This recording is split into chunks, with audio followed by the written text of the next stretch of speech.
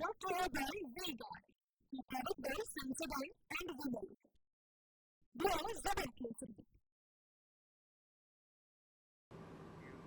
તો ચોમાસું હવે કોઈ પણ ઘડીએ આવી શકે છે. ગુજરાતના ખેડૂતોને આકરા તાપ અને બફારાથી પરેશાન થતા લોકો માટે આ મુખ્યત્વે સમાચાર છે. આપને એ જણાવી દેવું છે કે અત્યારે જે કયા પ્રકારની સ્થિતિ છે તમે જુઓ. જૂનાગઢ, અમરેલી, આ તમામ સોમનાથ, ભાવનગર જે સૌરાષ્ટ્રના વિસ્તારો છે ત્યાં વરસાદને લઈને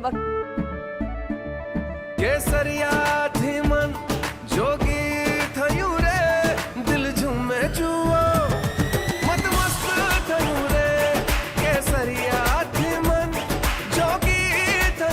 हर पल मनाओ केसरी त्योहार. विमल, बोलो जुबान केसरी. છે. સાબરકાંઠા, અરવલ્લીમાં પણ વરસાદ થઈ શકે છે. વડોદરા, છોટાઉદેપુર, ભરૂચ અને નર્મદા માટે પણ વરસાદને લઈને સંભાવના વ્યક્ત થઈ રહી છે. દક્ષિણના જ આ વિસ્તારોમાં જુઓ તો તમે સુરત, ડાંગ, વલસાડ ત્યાં પણ વરસાદને લઈને વકી છે. જો સૌરાષ્ટ્રની વાત કરવામાં આવે તો અમરેલી, ભાવનગર, સોમનાથમાં પણ વરસાદને લઈને સંભાવના વ્યક્ત કરવામાં આવી છે. તો આપને કહી દઈએ કે આજે ક્યાં વરસાદ પડશે તો સૌરાષ્ટ્રના કેટલાક વિસ્તારો, મધ્ય ગુજરાત અને તેની સાથે સાથે દક્ષિણમાં પણ વરસાદને લઈને સંભાવનાઓ વ્યક્ત કરવામાં આવી રહી છે. આ તરફ આપને કહી દઈએ કે જુઓ આ વરસાદની આગાહી અમે આપને કહી રહ્યા છે 12 જૂનને લઈને. 12 જૂને નર્મદા, સુરત, તાપી, નવસારી, ડાંગ અને વલસાડ, દક્ષિણના તમામ વિસ્તારો, અમરેલી અને ભાવનગર સૌરાષ્ટ્રના વિસ્તાર કે જ્યાં પણ વરસાદને લઈને સંભાવના વ્યક્ત કરવામાં આવી છે. આવતીકાલ માટે આ વરસાદની સંભાવના વ્યક્ત કરવામાં આવી છે.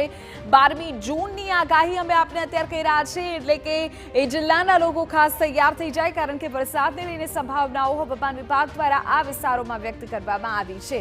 સૌરાષ્ટ્રમાં અમરેલી અને ભાવનગર અને બીજી તરફ દક્ષિણના જે તમામ વિસ્તારો છે ત્યાં વરસાદને લઈને સંભાવના છે. આપને કહી દઈએ કે આજે 10 વાગ્યા સુધી 13 જિલ્લામાં વરસાદની આગાહી છે. ઉત્તર ગુજરાત અને મધ્ય ગુજરાતના જિલ્લાઓમાં વરસાદ થઈ શકે છે. દક્ષિણ ગુજરાતના કેટલાક જિલ્લાઓમાં વરસાદનું અનુમાન છે. કુલ 13 જિલ્લાઓમાં હળવાથી મધ્યમ વરસાદની સંભાવના છે. હવે પણ જાણી લો કે છેલ્લા 24 કલાકમાં ક્યાં પડ્યો વરસાદ. 26 તાલુકાઓમાં વરસાદ નોંધાયો. સૌથી વધુ મહીસાગરના સંતરામપુરમાં 2 ઇંચ વરસાદ પડ્યો. પંચમહાલના મોરવાડફમાં 1 ઇંચથી વધુ વરસાદ નોંધાયો.